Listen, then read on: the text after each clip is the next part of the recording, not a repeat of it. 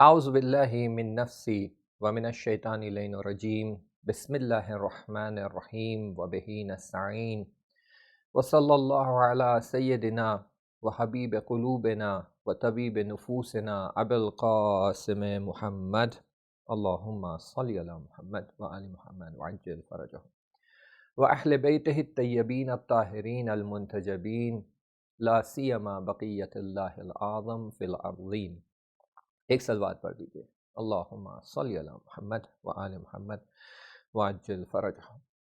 تو ہماری بحث ہم کنٹینیو کرتے ہیں پچھلے لیکچر سے، کہ پچھلے لیکچر میں ہم نے اولاد کے حقوق کی بات کی ہے، اور آج ہم اسی بحث کو آگے بڑھاتے ہیں، اور اس میں جو ڈیفرنٹ ایسپیکٹس موجود ہیں ائماؤں کی روایتوں کے ذریعے اور احادیث کے ذریعے، ان کو ہم ایڈریس کرتے ہیں، اور اس سے ہمیں پتہ چلے گا کہ اگرچہ ممبروں سے اور مجالس میں والدین کے حقوق کے بارے میں بات کیا جاتا ہے، بتایا جاتا ہے کہ والدین کے حقوق کو ان کی رعایت کی جائے، اس کا احترام کیا جائے، لیکن بہت کم ایسا ہوتا ہے کہ اولاد کے حقوق کے بارے میں بات کیا جاتا ہے۔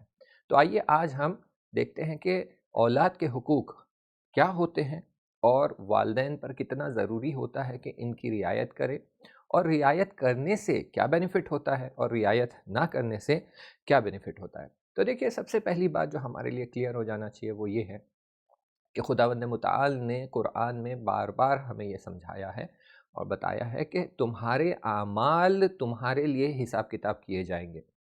تو میں اس دنیا میں جو بھی میرے اعمال انجام دوں گا، چاہے پھر وہ اچھائی ہو چاہے پھر وہ برائی ہو۔ آپ نے قرآن کے 30ویں پارے میں جو سورہ موجود ہے، اس میں آپ بار بار دیکھیں گے کہ خداوند متعال اس بات کی طرف اشارہ کرتا ہے کہ تم جو بھی اس دنیا میں کام انجام دیتے ہو، اسی کو تم قیامت کے دن پاؤ گے، اسی کو تم نے کمایا ہے۔ بلکہ آپ کو یہ آیت بھی ملے گی کہ فَمَن يَعْمَلْ مِثْقَالَ ذَرَّةٍ خَيْرًا يَرَهُ وَمَن يَعْمَلْ مِثْقَالَ ذَرَّةٍ شَرًّا يَرَهُ، کہ چھوٹی سے چھوٹے اعمال تمہارے، مثقال ذرۃ، ذرے بھر کا، یعنی ہم جب انگلش میں ٹرانسلیٹ کرتے ہیں تو ایٹمز ویٹ ٹرانسلیشن ہوتا ہے، یعنی اتنا ذرے بھر کا بھی اعمال آپ جو انجام دیں گے، اس کا حساب کتاب ہونے والا ہے۔ اگر اچھائی انجام دو گے تو اس کی جو ہے آپ کو نیکی ملے گی، ثواب ملے گا، جزا ملے گا، اور اگر برائی آپ نے انجام دی ہے تو اس کی آپ کو جو ہے سزا ملے گی، حساب کتاب ہوگا۔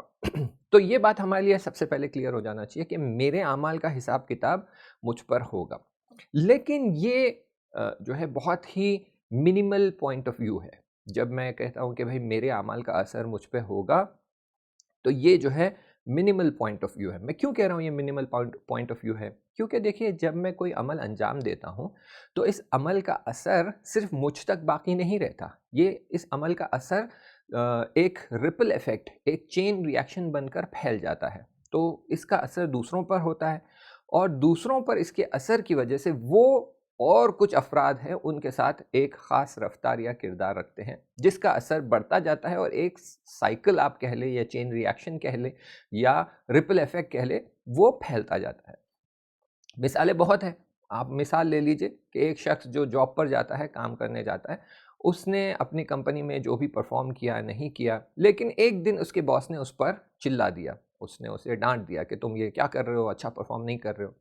تو جب یہ گھر پر واپس آتا ہے تو وہ غصہ کیونکہ وہ اپنے باس پہ نہیں نکال پاتا ہے، تو یا وہ راستے میں گاڑی چلاتے سمے کسی سائیکل والے پر اپنا غصہ نکال دے گا، کسی آٹو والے پر اپنا غصہ نکال دے گا، کسی ٹیکسی والے پر اپنا غصہ نکال دے گا، یا وہ گھر پہنچ کر اپنی اولاد پر یا اپنی بیوی پر اپنا غصہ نکالے گا۔ اب آپ سائیکل دیکھیے، چین ری ایکشن دیکھیے، کہ باس نے ڈانٹا، شوہر گھر آیا، شوہر نے اپنا غصہ بیوی پر نکالا۔ اب بیوی اپنے شوہر پر غصہ نہیں نکال سکتی، تو بیوی نے بچوں پہ غصہ نکالا۔ اب اگر بڑے بچے پہ غصہ نکالا تو بڑا بچہ چھوٹے بچے پر اپنا غصہ نکالے گا۔ چھوٹا بچہ کسی اور پہ غصہ نہیں نکال سکتا تو وہ جا کر ماں کو ستائے گا، پھر ماں جو ہے اور غصہ ہو کر اس پر اپنا غصہ نکالے گی، اور پھر وہ جو ہے ایک پورا سائیکل بنتا ہے، اور پھر وہ بچے کے اوپر اس کا نیگیٹو اثر ہوتا ہے۔ تو جو بات میں ایمفسائز کرنا چاہ رہا ہوں وہ یہ کہ اگر میرے بیہیویئر کی وجہ سے کسی پر ایک امپیکٹ ہوتا ہے، اور وہ جا کر ایک نیگیٹو کام انجام دیتا ہے، تو اس نیگیٹو کام کا حساب کتاب بھی میرے ساتھ ہوگا۔ ایک ویسٹرن فلسفی میں کانسیپٹ ملتا ہے بٹرفلائی ایفیکٹ، اور اس کا مطلب یہ ہے کہ پوری دنیا میں کسی کونے میں ایک پھول پر بیٹھی ہوئی تتلی نے اگر اپنا پر بھی ہلایا ہے تو اس کا نتیجہ دنیا کے اس کونے کے اس طرف کسی حیوان پر، انسان پر، درخت پر ہوتا ہے. کیوں؟ کیونکہ یہ ساری چیزیں کنیکٹڈ ہیں. تو اسلام جو آ کر ہمیں فرسٹ فنڈامنٹل لیول پر کہتا ہے کہ تمہارے اعمال کا حساب کتاب کیا جائے گا اور تمہیں اس کی سزا یا جزا ملے گی، تو یہ منیملسٹ ویو ہے کہ یہ منیمم تو یہ ہوگا ہی، کچھ اگر نہیں ہوا تو کم سے کم یہ تو ہوگا.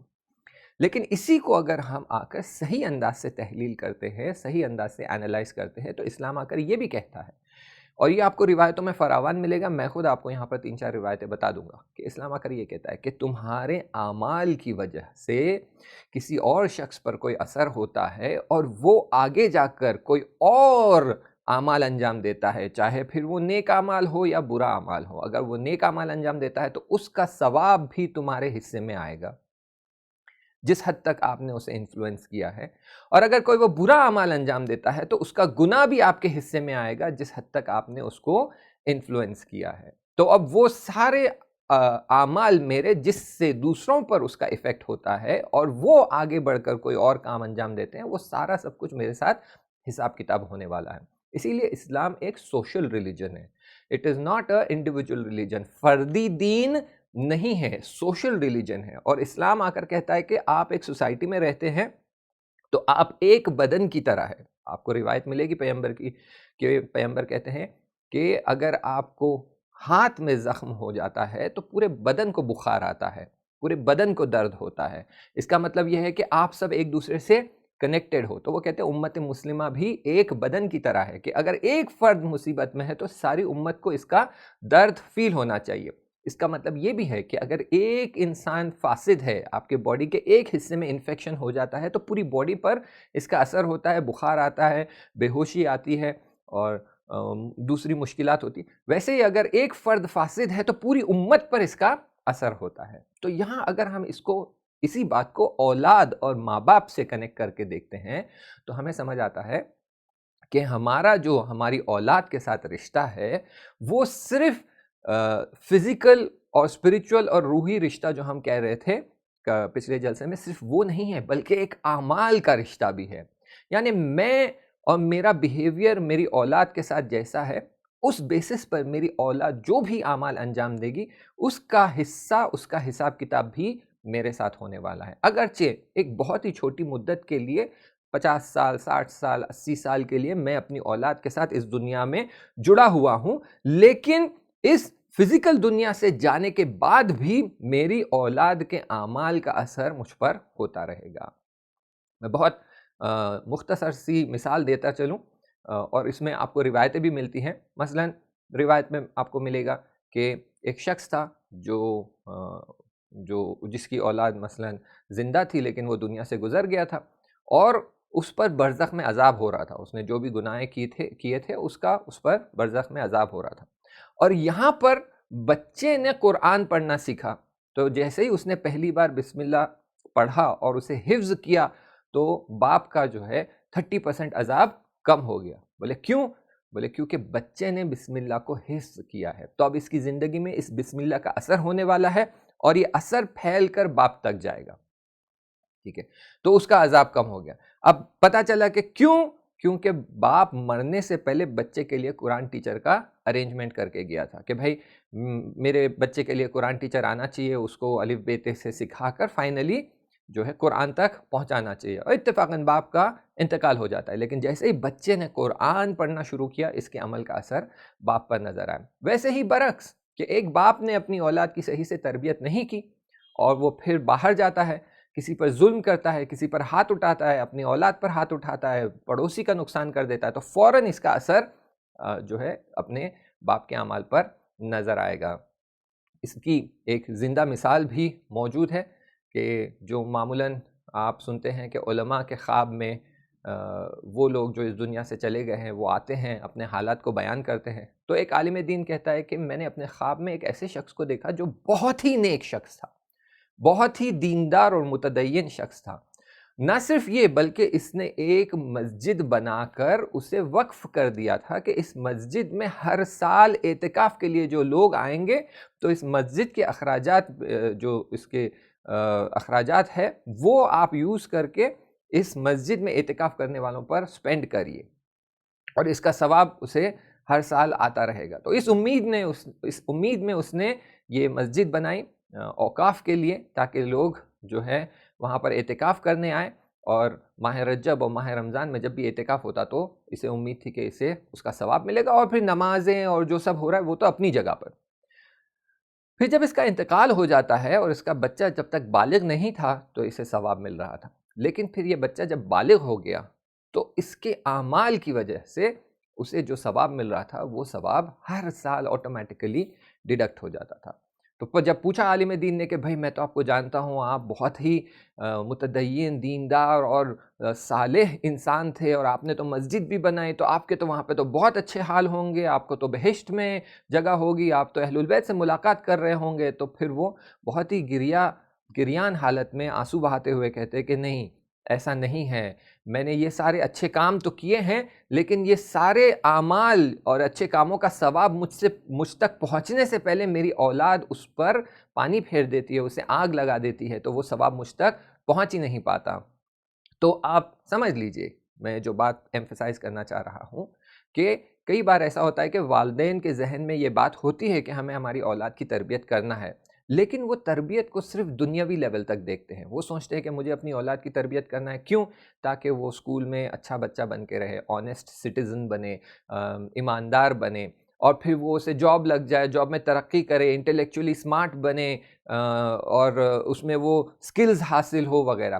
لیکن والدین اپنی اولاد کو ایک لانگ ٹرم ہمیشہ کا ایک رشتہ جو ہے اعمال کا، اس کی طرف توجہ نہیں کرتے. اسی لیے ہمیں ملتا ہے کہ لوگ جب تربیت کی طرف آتے ہیں تو وہ تربیت صرف دنیاوی ایسپیکٹ سے کرتے ہیں، وہ دینی اور اخروی ایسپیکٹ یعنی آخرت کو ذہن میں رکھتے ہوئے اولاد کی تربیت نہیں کرتے. والدین کوشش کرتے اس کو سوئمنگ آنا چاہیے، اس کو سپورٹس آنا چاہیے، اس کو کراٹے آنا چاہیے، یہ چیس میں انٹیلیجنٹ ہونا چاہیے، پینٹاگو آنا چاہیے، بہت انٹلیکچوئل اور مائنڈ ریلیٹڈ گیمز جو ہے اس میں یہ اچھا ہونا چاہیے، روبک کیوب سالو کرنے آنا چاہیے. ان باتوں کی طرف توجہ کرتے ہیں، لیکن اس کی نماز خالصانہ ہونا چاہیے، یہ مستحب روزے بھی رکھے، یہ جو ہے صدقہ دے، انفاق کرے، غریبوں کی مدد کرے، یتیموں کا ہاتھ تھام لے. یہ چیزوں کی طرف ہم اولاد کی تربیت نہیں کرتے، جبکہ آخرت میں یہی اعمال کا اثر، اپنی اولاد کے اس اعمال کا اثر آپ کو ملتا ہے. چاہے پھر وہ اس دنیا میں اسے روبک کیوب سالو کرنے آئے یا نہیں آئے، فرق نہیں پڑتا، لیکن اگر وہ کسی یتیم بچے کی مدد کر دیتا ہے تو اس کا ثواب آپ کو وہاں ملتا ہے. تو ہمارا جو کنیکشن ہماری اولاد کے ساتھ ہے وہ اعمال کا کنیکشن بھی ہے. تو ہمیں یہ سمجھنے کی ضرورت ہے کہ میں اپنی اولاد کی جیسی تربیت کروں گا اور اس کا کردار اور اس کی رفتار جیسی رہے گی، اطراف کے لوگوں کو نظر میں رکھتے ہوئے، اپنے رشتہ داروں کو، اپنے پڑوسیوں کو، اپنے دوستوں کو نظر میں رکھتے ہوئے، ان سارے اعمال کا اثر مجھے دنیا میں بھی ملنے والا ہے، اور میری برزخ میں بھی اس کا اثر ہونے والا ہے، اور اس کے بعد جب میرا حساب کتاب ہوگا اور میری آخرت رہے گی تو وہاں بھی اس کا اثر ہونے والا ہے. تو اسی لیے ہمیں سمجھنے کی ضرورت ہے کہ اولاد کے حقوق کی جب بات آتی ہے تو یہاں پر اولاد کے حقوق کو مینٹین کرنے میں سب سے زیادہ فائدہ والدین کا ہے. جو میں نے کل لیکچر میں بیان کیا تھا کہ اولاد کا حق یہ ہے کہ والدین اپنے آپ کو پاک باقی رکھے، سیدھے راستے پر باقی رکھے، دینداری میں باقی رکھے. کیونکہ اس کا اثر اولاد پر ہوگا، اور ان ٹرن اگر اولاد اچھی بنتی ہے، اولاد دیندار بنتی ہے، اولاد نیک اور صالح بنتی ہے، تو اس کا کئی گنا ریٹرنز آپ کو پلٹ کر آتا ہے دنیا اور آخرت میں. تو بیسیکلی جو آپ اولاد کی تربیت کر رہے ہیں، it is like your long term investment, وہ دنیا اور آخرت میں دونوں میں آپ کو کام آئے گا.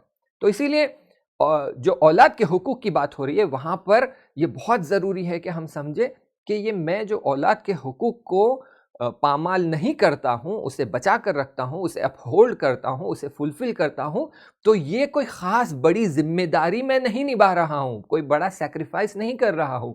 میں جو کر رہا ہوں اس میں کہیں نہ کہیں خدا کے بتائے ہوئے طریقے میں میری خود غرضی چھپی ہوئی ہے کہ اگر میں اولاد کی صحیح تربیت کرتا ہوں، اسے خدا کی طرف رغبت دلاتا ہوں، اسے دینداری کی طرف لے جاتا ہوں، تو اس کا اثر مجھ پر ہی ہونے والا ہے. اسی لیے اولاد کی تربیت اور اولاد کے حقوق کو بچائے رکھنے کی اہمیت سمجھنے کی ضرورت ہے کہ معمولاً ہمارے سوسائٹی میں یہ نہیں ہوتا ہے. تو اسی لیے ضروری ہے یہ باتوں کو سمجھیں. اور جیسے میں نے آپ کو مثالیں دی ہیں، حدیث دکھائی ہے، تو میں یہ مثال بھی بتا دوں کہ اس کے یہ اگر آپ شک کرتے ہیں اس بات پہ اور کہتے ہیں کہ نہیں بھائی مولانا یہ بات سمجھ نہیں آ رہی ہے کہ کیوں اولاد کے گناہ میری گردن پر آئیں گے، اولاد کی غلطیوں کی سزا مجھے ملے گی، میرے رزق میں سے یا میرے اعمال میں سے یا میرے ثواب میں سے کیوں کم ہوگا. تو دیکھیے دنیا میں بھی آپ کو یہ مثال مل جاتی ہے، اور اسی سے آپ کو سمجھ میں آتا ہے کہ جب اس کا اثر دنیا میں ہے تو آخرت میں بھی ڈیفینیٹلی رہے گا. مان لیجئے آپ کا بچہ ہے اور وہ بالغ نہیں ہے، وہ جو ہے اگر بیٹا ہے تو 14 سال سے چھوٹا ہے، 14 لونار کیلنڈر اس سے چھوٹا ہے، اور اگر بیٹی ہے تو 9 ایئرس سے چھوٹی ہے. اب مان لیجئے یہ بچہ آپ کا باہر کرکٹ کھیل رہا ہے اور کھیلتے کھیلتے اس نے زور سے شاٹ لگا دیا، اور اس کی وجہ سے آپ کے پڑوسی کا ونڈو کا شیشہ جو ہے وہ ٹوٹ جاتا ہے. اب پڑوسی آپ کے پاس آ جاتا ہے، کہتا ہے بھئی آپ کے بیٹے نے ہمارا شیشہ توڑ دیا ہے. تو آپ کیا کہیں گے؟ آپ کہیں گے میرا کیا لینا دینا، میرے بیٹے نے توڑا ہے، جائیے اس کی گردن پکڑیے، اس سے پیسہ نکالیے، اس سے پیسہ وصول کیجیے اور اپنی ونڈو ٹھیک کرائیے. کس نے آپ کا ونڈو توڑا ہے؟ اس نے توڑا ہے، تو اسی سے آپ اپنے نقصان کی بھرپائی کرائیے. یہ ہوتا ہے. یا برعکس اگر وہ آتا ہے اور ہم سے کہتا ہے کہ آپ کے بیٹے نے ہمارے ونڈو کا شیشہ توڑ دیا ہے، تو کون معذرت خواہی کرتا ہے؟ سب سے پہلے تو باپ ہی معذرت خواہی کرتا ہے، یا ماں جو بھی ہے وہ کہتی ہے کہ سوری ہمارے بچے نے جو ہے کرکٹ کھیلتے وقت زور سے شاٹ لگا دیا، آپ کا ونڈو ٹوٹ گیا، ہم بہت معذرت چاہتے ہیں، ہمیں بخش دیجئے.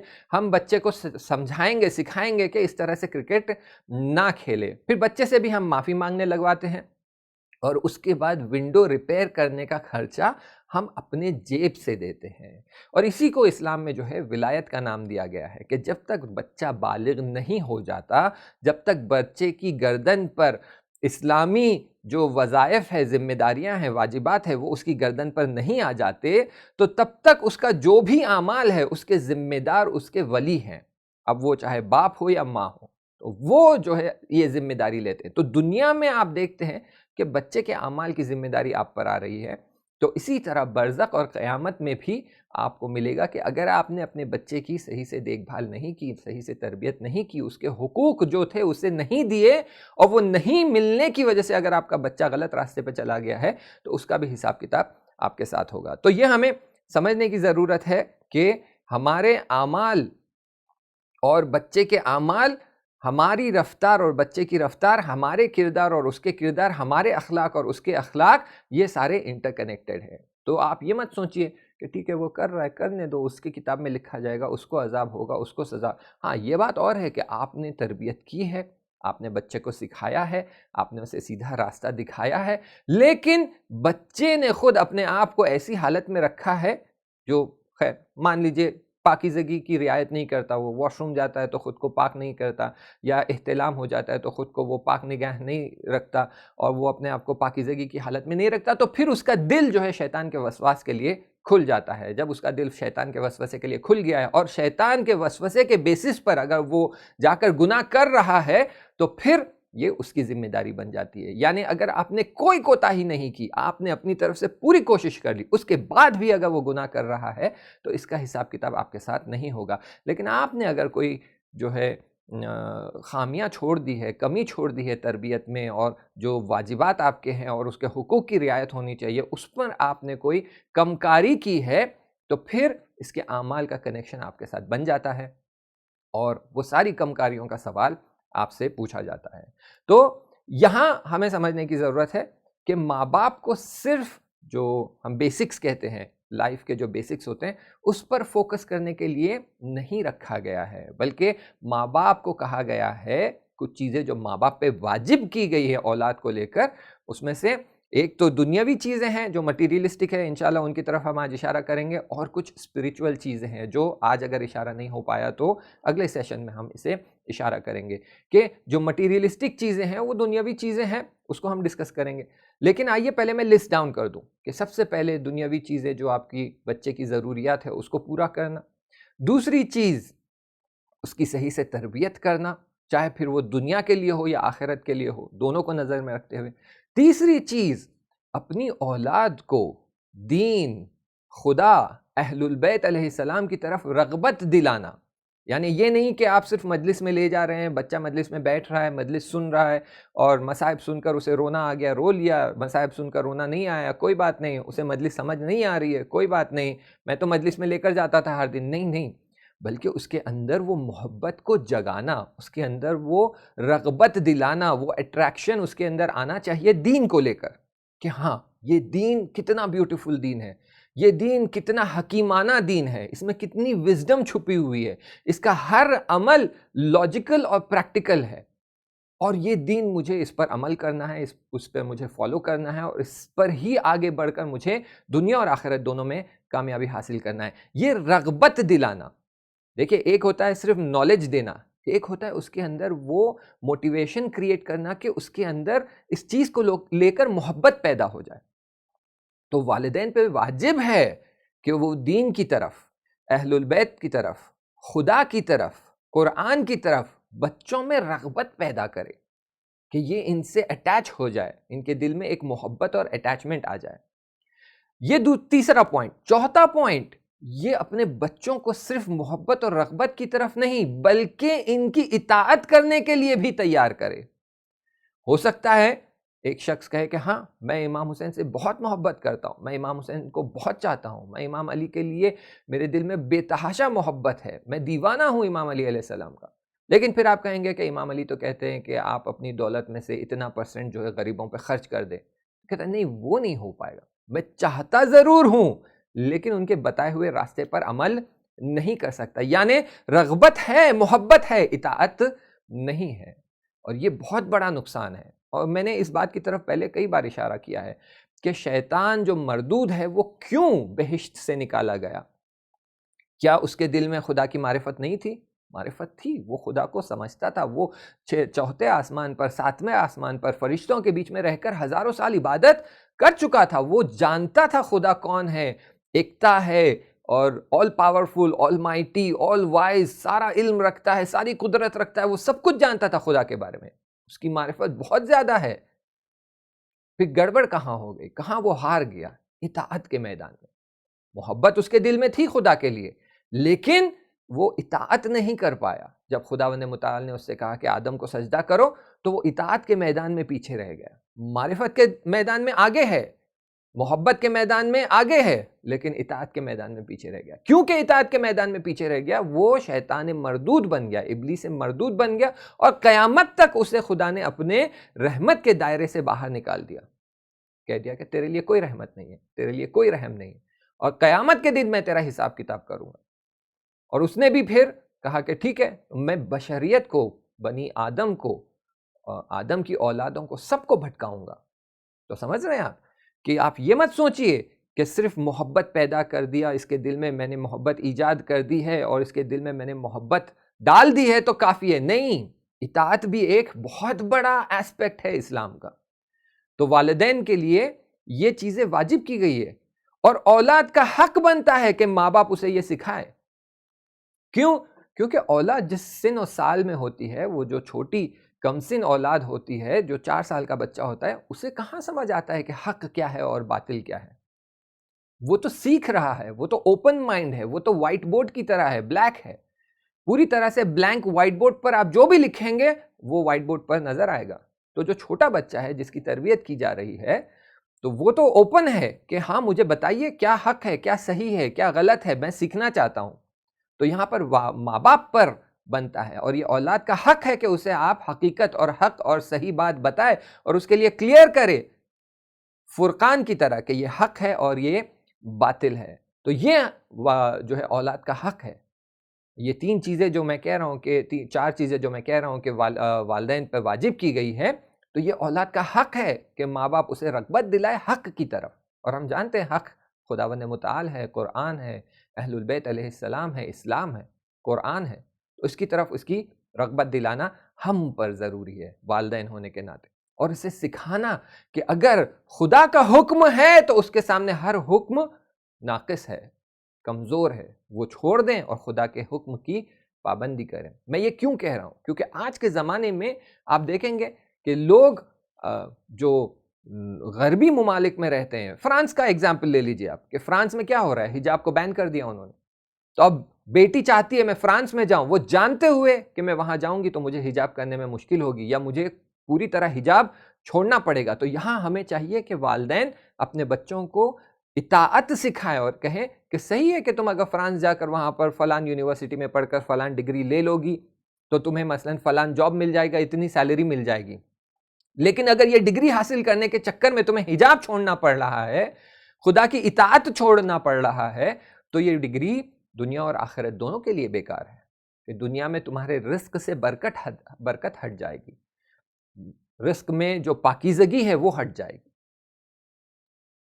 تو یہ ہمیں سکھائیں. تو یہ اولاد کا حق ہے کہ ہم ان چیزوں کو اپنی اولاد کو سکھائیں, اور یہ ہماری ذمہ داری ہے کہ ان کو پوری طرح سے اپنی اولاد تک پہنچائے اور اپنی ذمہ داریوں کو سکھائے.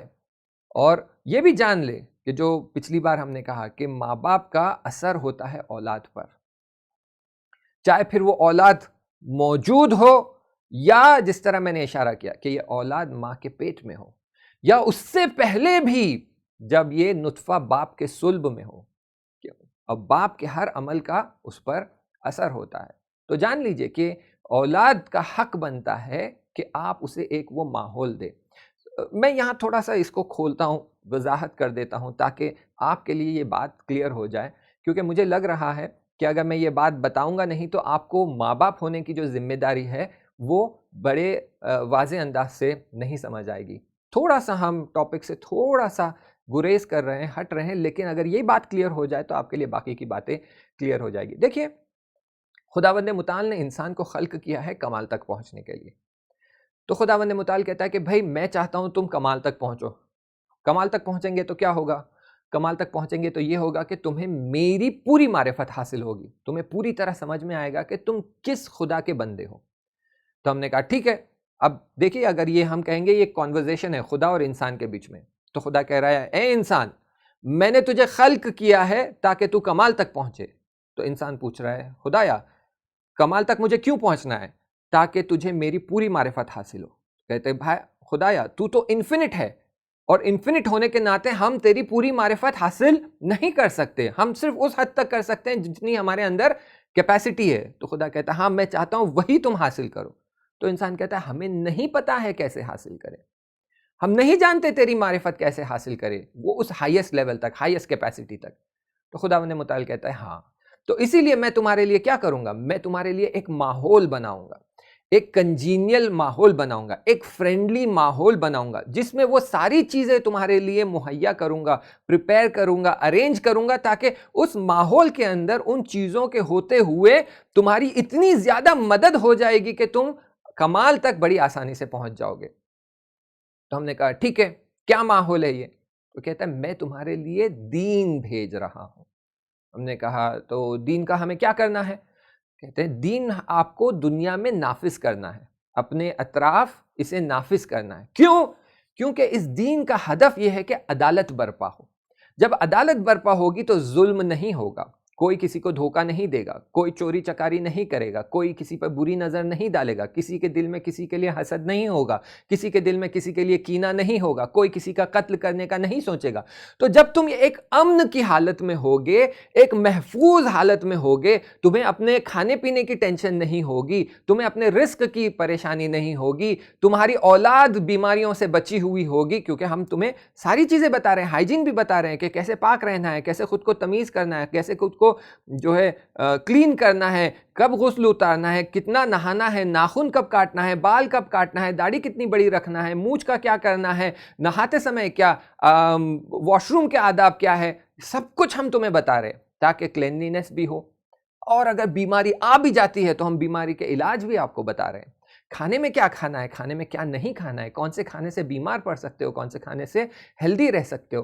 صرف تمہاری باڈی کے لیے نہیں بلکہ تمہاری سول کے لیے بھی بتا رہے ہیں کہ نماز پڑھو گے تو یہ ہوگا, روزہ رکھو گے تو یہ ہوگا, گناہ کرو گے تو یہ ہوگا, میوزک سنو گے تو یہ ہوگا, ربا کھاؤ گے, انٹرسٹ کھاؤ گے تو یہ ہوگا, اور زنا کرو گے تو یہ ہوگا. یہ ساری چیزیں ہم تمہیں بتا رہے ہیں. کیوں؟ تاکہ تمہارے اطراف ایک ایسا ماحول بنا رہے جو پیسفل اور فرینڈلی ماحول رہے, جو تمہاری مدد کرے تم کمال تک پہنچ سکو. اتنا سب ہونے کے باوجود بھی انسان کہتا ہے کہ ٹھیک ہے صحیح ہے لیکن ہمیں راستہ نہیں پتہ ہے، ہم کیسے آگے بڑھیں. تو خداوند متعال کہتا ہے اس کی بھی ٹینشن مت لو، میں تمہارے لیے کتاب بھیجوں گا. تو انسان کہتا ہے ہاں کتاب تو آپ بھیج رہے ہیں، ہم پڑھ رہے ہیں کتاب، لیکن کئی باتیں اس میں سے ہمیں سمجھ نہیں آ رہی. تو کہتے ہیں ٹینشن مت لو، میں تمہارے لیے 1,24,000 انبیاء اور 12 امام بھیجوں گا جو تمہارا ہاتھ پکڑ کے تمہاری رہنمائی کریں گے، تمہیں دکھائیں گے کہ دین پر کیسے عمل کیا جائے. تو اب سوال آتا ہے کہ کیوں خدا، یا کیوں؟ تاکہ تم کمال تک پہنچ سکو اور تم مجھ تک پہنچ سکو، اور تم جو کہ انفینٹ ہو، تم جو کہ فنٹ ہو، جب انفینٹ تک پہنچ جاؤ گے تو تم بھی ایک انفینٹی جیسی حالت تمہارے اوپر طاری ہو جائے گی. تو یہ تمہیں حاصل کرنا ہے. تو اسی لیے خداوند متعال نے دین بھیجا، دین میں سارے احکام بھیجے، واجبات، محرمات، مستحبات، مکروہات، مباحات، سب کچھ بتایا. کتاب بھیجا، اہل البیت کو بھیجا.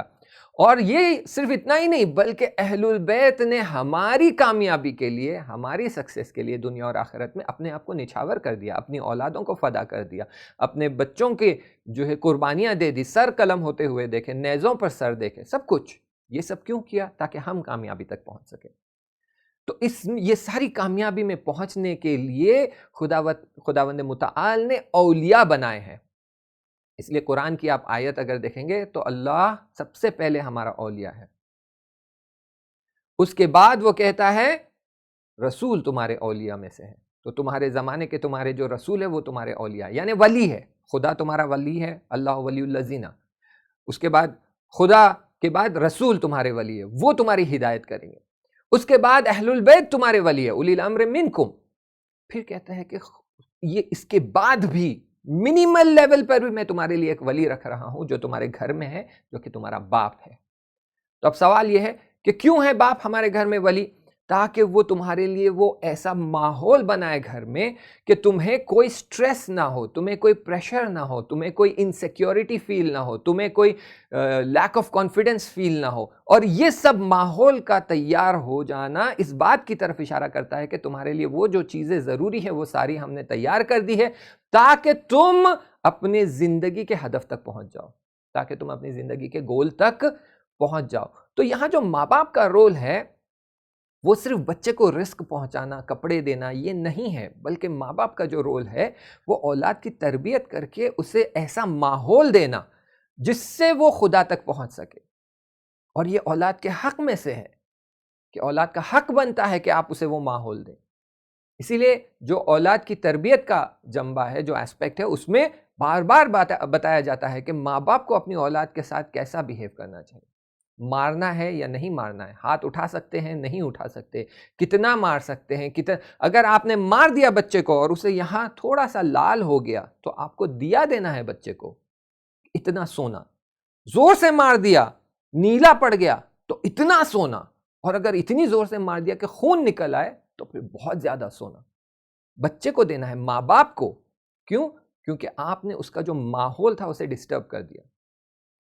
تو اگر یہ بات آپ کو سمجھ آ رہی ہے تو پھر آپ کو سمجھ میں آئے گا کہ ماں باپ کا جو وظیفہ ہے، ماں باپ کی جو ذمہ داری ہے اولاد کو لے کر، اس کی تربیت کو لے کر، اس کی آخرت کو لے کر، خدا کی طرف رغبت دلانے کو لے کر، یہ کوئی چھوٹا رول نہیں ہے جو ہم سمجھ رہے ہیں کہ ہم بس تھوڑا سا کر دیں گے تو ہو جائے گا. نہیں، اولاد کے حقوق میں سے ایک حق یہ ہے کہ آپ اس کے لیے وہ ماحول بنائیں گھر میں، اس کے لیے وہ پیسفل، کنجینیل، فرینڈلی اور امن والا ماحول ہو، جس میں جب وہ نماز پڑھ رہا ہے تو اس کی توجہ نماز میں خدا کی طرف ہو، اخلاص کے ساتھ پڑھے، پوری توجہ کے ساتھ پڑھے، تاکہ اس کی نماز کامل ہو جائے تو پھر وہ آٹومیٹیکلی وہ صعود کرے گا، پروگریس کرے گا، اسینڈ کرے گا خدا کی طرف.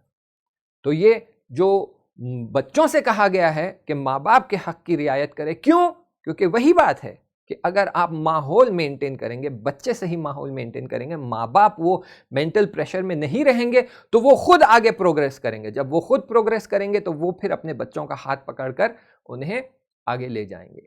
تو یہ جو پورا تربیت کا ایسپیکٹ ہے یہ interrelated and interconnected ہے، جس میں کیونکہ بچہ نادانی سے اوپر آ رہا ہے اور والدین آلریڈی ایک علم اور حکمت کے درجے پر ہے، تو ان کے اوپر یہ واجب کیا گیا ہے کہ آپ اپنے بچے کی ہدایت کریں، اس کا ہاتھ تھام لیں اور اسے اس نادانی سے نکال کر جو ہے ہوشیاری تک لے کر آئے، جہاں پر یہ بچہ آسانی سے جو ہے خدا کی طرف بڑھ سکے، وہ ماحول اس کے لیے بنا رہے۔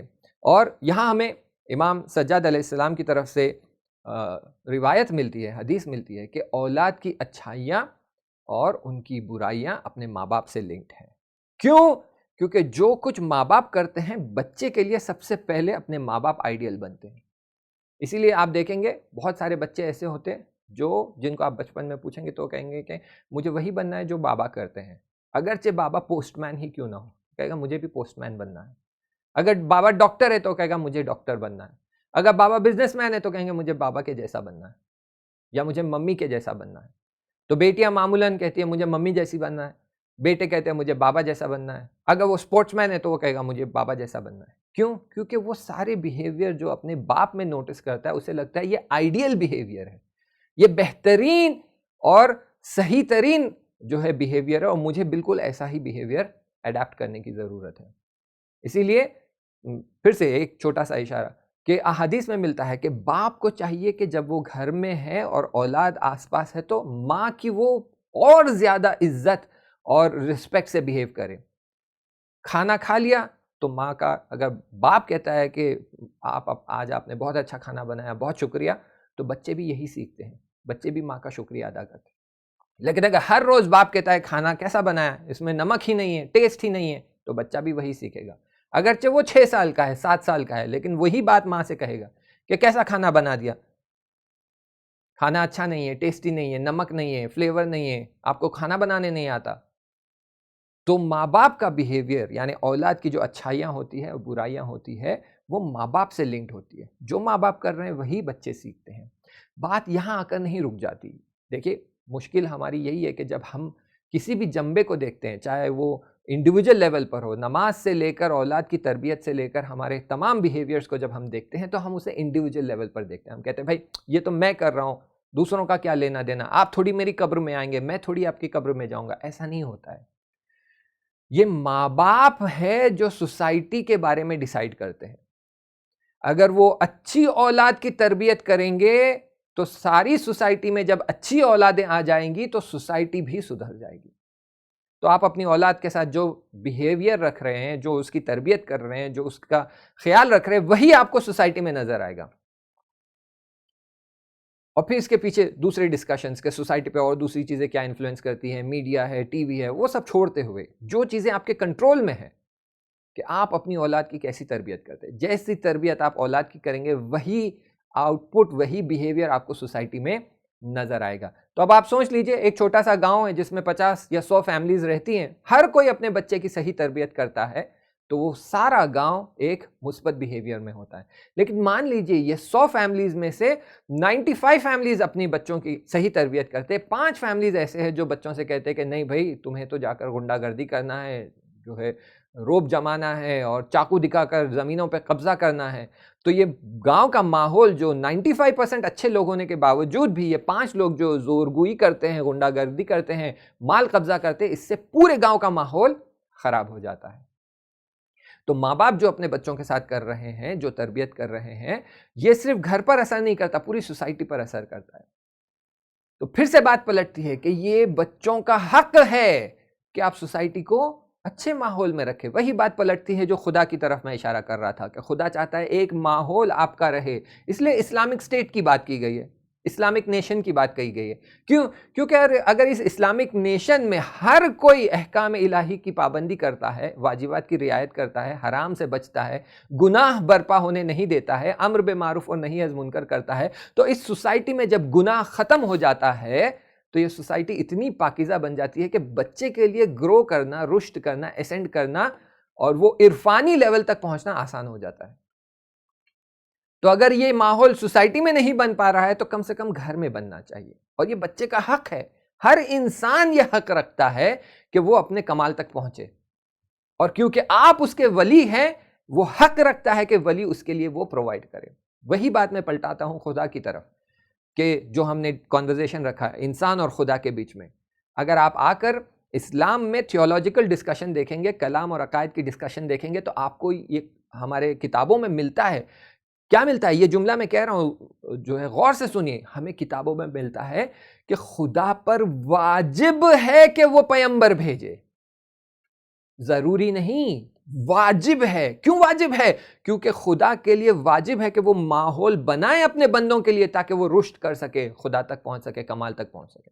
ورنہ اگر خدا یہ ماحول بناتا ہی نہیں ہے اور بندوں سے امید کرتا ہے کہ تم کمال تک پہنچو، تو یہ امید رکھنا، یہ توقع رکھنا بیجا ہے، پوائنٹ لیس ہے۔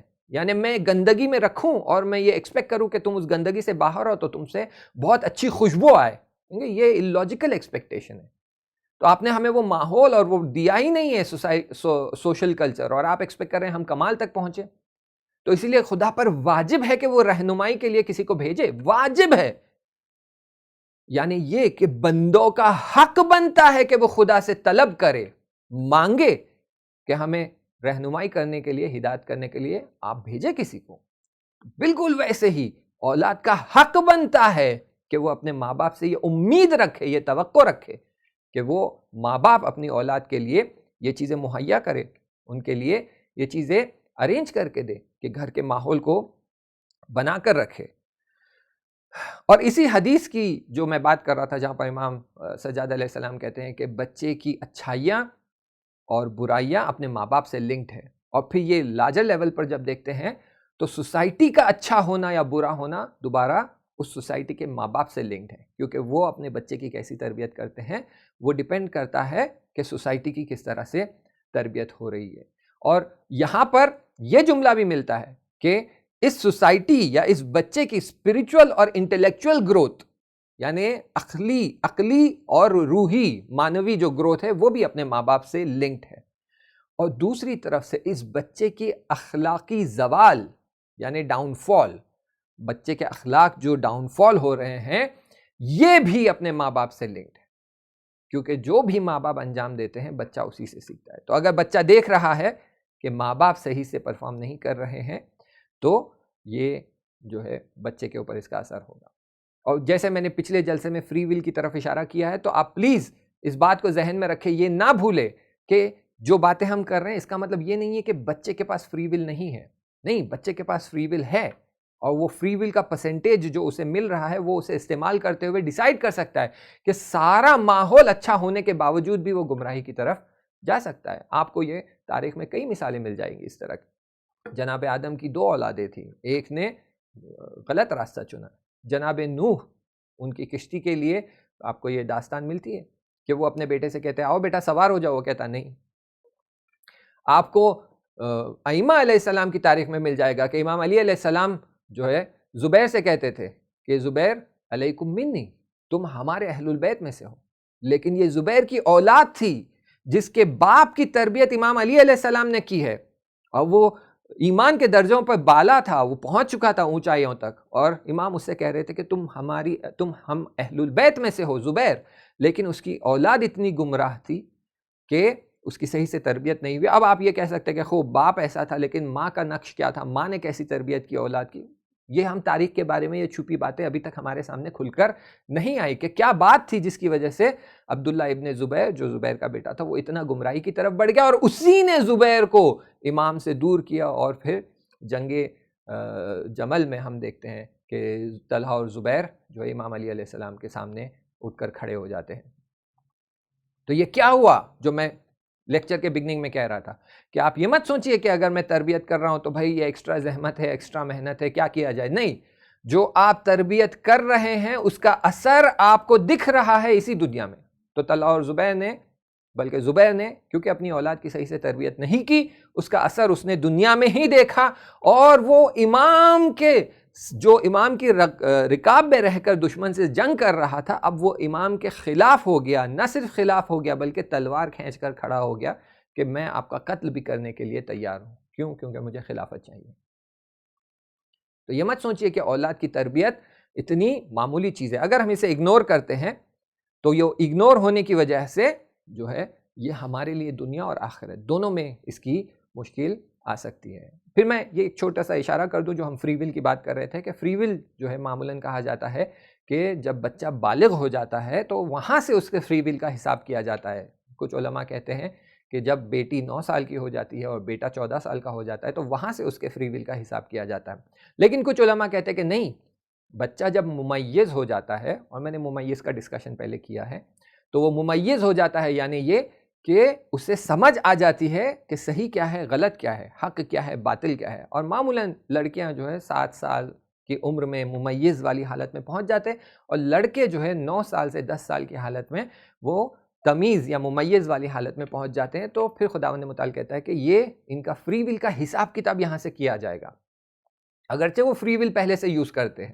آپ بچے سے کہیں گے بیٹا بروکلی کھانا ہے یا چاکلیٹ کھانا ہے، بچہ 3 سال کا ہے لیکن وہ چاکلیٹ جو ہے اختیار کرتا ہے، تو فری ول تو وہ یہاں سے استعمال کر رہا ہے، لیکن یہ فری ول اس کی جو ہے وہ بیسک انسٹنکٹس کے بیسس پہ ہے، اس کے غرائز جو ہے اس کے بیسس پہ ہے کہ مجھے زندہ رہنا ہے، مجھے یہ پسند ہے، مجھے وہ پسند ہے.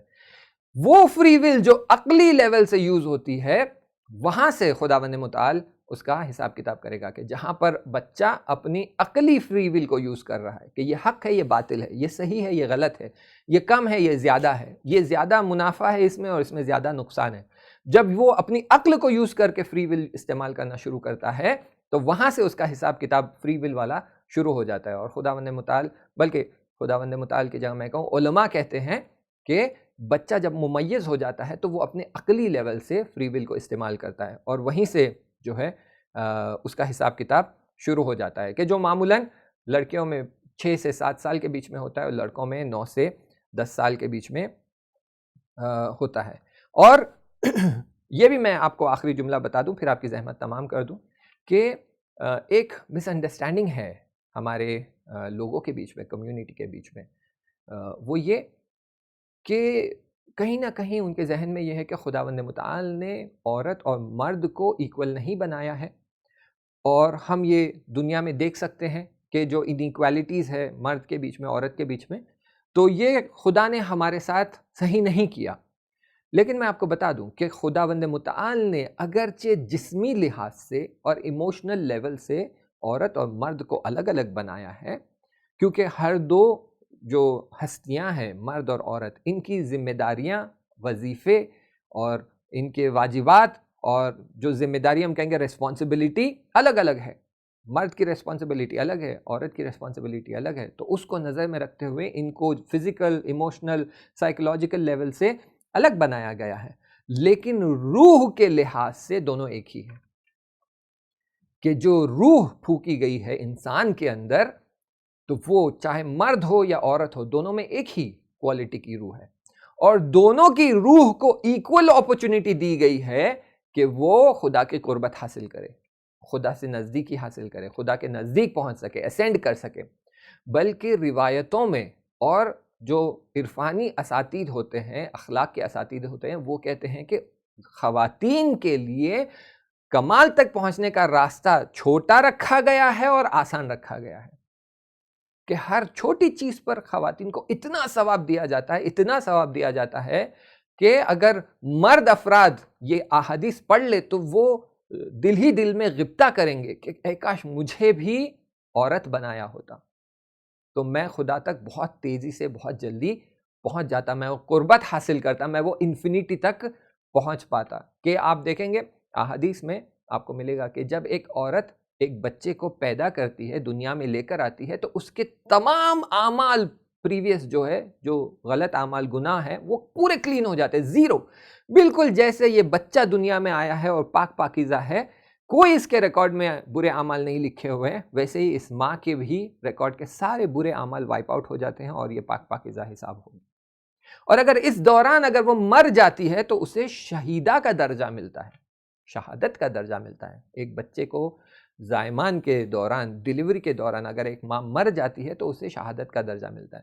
اگر شوہر کام سے گھر پہ واپس آتا ہے اور بیوی اسے ایک گلاس پانی لا کر دیتی ہے تو اس کے لیے کتنے لاکھوں ثواب لکھے جاتے ہیں، فرشتے اس کے لیے دعائیں کرتے ہیں، تسبیح کرتے ہیں، جو کہ شوہر کے لیے اتنے ثواب اور اتنے ہر چھوٹی چیز کے لیے اتنا بڑا بڑا ثواب نہیں پرووائڈ کیا گیا ہے. تو اخلاق کے اساتید جو ہیں اور عرفانی اساتید جو ہیں، وہ جب اخلاقی بحث میں آتے ہیں تو ہمیشہ اس بات کی طرف اشارہ کرتے ہیں کہ مرد سے زیادہ تیزی سے جو ہے عورت یا خواتین جو ہے وہ خدا کی قربت حاصل کر سکتے ہیں اور کمال تک پہنچ سکتے ہیں. تو یہ بات آپ سمجھ لیں کہ اگرچہ فزیکل جو ہے حالات الگ ہے، اگرچہ ریسپانسبلٹیز الگ ہے، اگرچہ دونوں کو لگتا ہے کہ مجھ پہ زیادہ سختی ہے، عورت کہتی ہے بھائی مجھے جتنی سختی برداشت کرنی پڑتی ہے آپ کو کہاں، مرد کہتا ہے آپ کو کیا پتا مجھے کتنی سختی برداشت کرنی پڑتی ہے، باہر جب جاتے ہیں تو سوسائٹی ہم کو کیسے ٹریٹ کرتی ہے، آپ کیا جانتے ہیں۔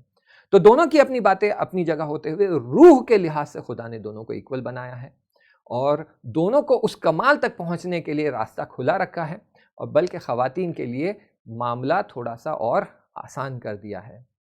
تو انشاءاللہ آگے کی بحث کو ہم جو ہے اگلے سیشن میں ڈسکس کریں گے، لیکن یہاں جانے سے پہلے آئیے میدان کربلا پر ایک ہم اشارہ کرتے ہیں کہ یہ جو بچوں کی ہم بات کر رہے ہیں، اولاد کے حقوق کی بات کر رہے ہیں، تو آپ کو میدان کربلا میں کچھ ایسی اولادیں ملے گی، کچھ ایسے بچے ملیں گے جو نہ صرف اپنا حق مانگنے آئے تھے، بلکہ وہ اپنا حق ادا بھی کرنے آئے تھے، کہ وہ جانتے تھے کہ یہ میں ایسے میدان میں آ گیا ہوں جہاں پر امام کا حق ہے، میری گردن پہ امام کا حق ہے، اور میں یہ حق ادا کرنے آیا ہوں۔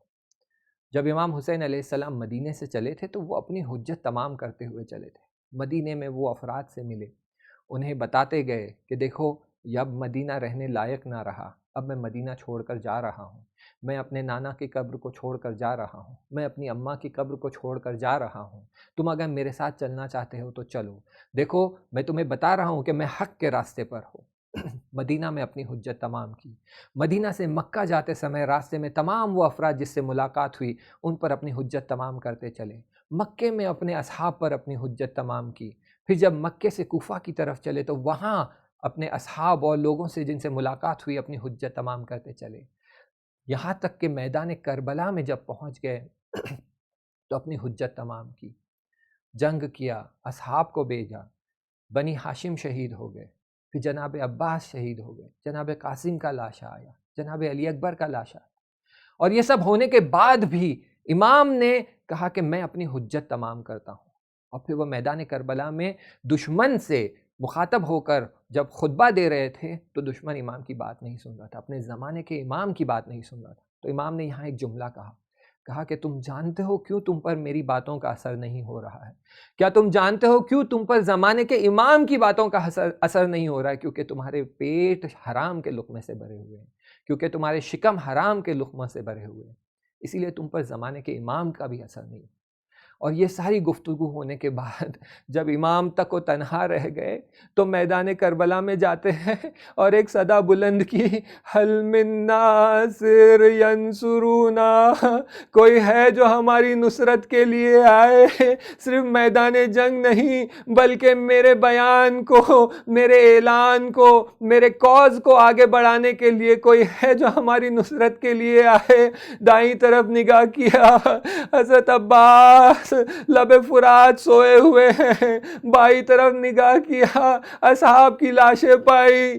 امام سمجھ گئے کہ اب کوئی ناصر نہیں آئے گا، پلٹ کر آئے، چاہتے تھے گھوڑے پر سوار ہو جائے، اچانک خیمے سے شور برپا ہوا، بیبیوں کی رونے کی آواز آئی، امام پریشان ہو گئے، پلٹ کر خیمے کی طرف آتے ہیں تو پتہ چلا کہ علی اصغر نے اپنے آپ کو جھولے سے گرا دیا۔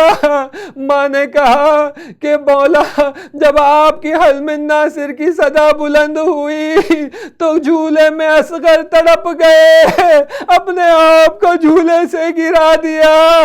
امام نے کہا لاؤ بچے کو دے دو، تھوڑا پانی پلا دوں۔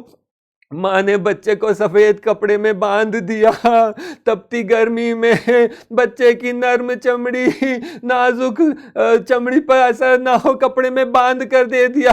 مولا نے بچے کو لے کر میدان پہنچ گئے، شقیوں کی طرف اشارہ کیا، کہا لئینو تمہاری دشمنی تو میرے ساتھ ہے، پانی بند کرنا چاہتے ہو مجھ پر بند کر دو، اس بچے کی کیا خطا ہے؟